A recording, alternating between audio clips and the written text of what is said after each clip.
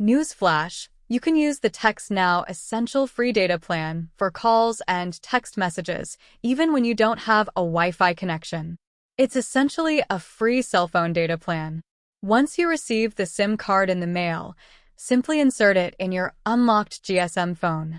When I inserted my SIM card, it did not automatically activate. My phone could not find a network connection. So I restarted my phone, then I toggled airplane mode. Then I waited, and it still did not connect. So I clicked on support in the textnow app. textnow uses an automated support system. I skipped through some of the steps in order to limit the length of this video. In the end, support instructed me to go to the settings menu of my phone and enter APN information. After I did that, it took about 2 minutes to activate, but it did activate. After testing out different scenarios with a blue C9 cell phone, I realized that you cannot send and receive messages outside of the textnow app. If you attempt to, it doesn't go through.